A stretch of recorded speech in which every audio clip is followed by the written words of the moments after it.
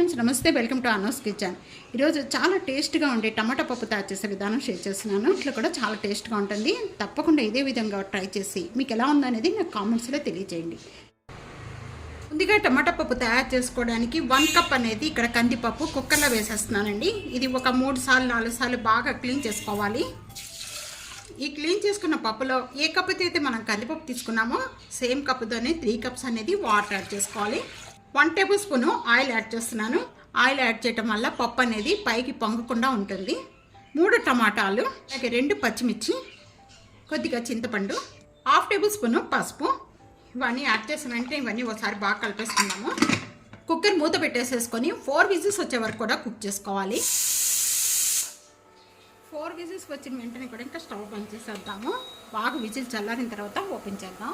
ఇది బాగా చల్లారిపోయింది. ఇప్పుడు చల్లారిపోయిన వెంటనే కూడా మూత అనేది ఓపెన్ చేద్దాం. పప్పు అంతా కూడా ఈ విధంగా బాగా మెత్తగా అయిపోయిన వెంటనే కూడా పప్పు గుత్తితో మెత్తగా చేసుకోవాలండి. ఈ పప్పు అంతా కూడా 1.5 టేబుల్ స్పూన్ సాల్ట్ యాడ్ చేస్తున్నాను. 1 table spoon red chilli powder add చేస్తాను. పప్పు అంతా కూడా బాగా మెత్తగా మెదుపుకోవాలి. టమాటా పప్పు ఈ విధంగా తయారు చేసుకోండి, చాలా టేస్ట్గా ఉంటుంది. పప్పు అనేది గట్టిగా కావాలి అనుకుంటే ఈ విధంగానే తాలింపు పెట్టేసుకోవచ్చు అండి. కొద్దిగా పలుసుగా కావాలి అనుకుంటే కనుక కొద్దిగా వాటర్ యాడ్ చేసేసుకుందాం.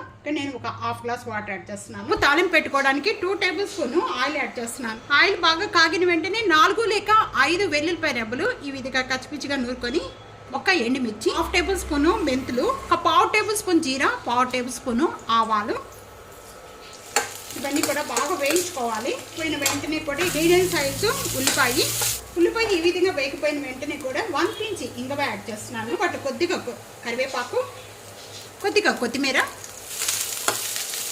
వేగిపోయిన వెంటనే కూడా ముందుగా మనం పప్పు మెత్తగా మెదుక్కున్న పప్పు అంతా కూడా దీంట్లో యాడ్ చేసేస్తున్నామండి. దీంట్లో యాడ్ చేసుకున్న వెంటనే కూడా మూత పెట్టేసుకుందాము. ఈ కుక్కర్లో కొద్దిగా వాటర్ యాడ్ చేసేసుకొని ఈ పప్పులో కలిపేసుకోవాలి. ఇట్ అయిపోయిన వెంటనే కూడా ఇప్పుడు మూత ఓపెన్ చేసి కలుపుకుందాము. టమాటా పప్పు రెడీ అయిపోయింది.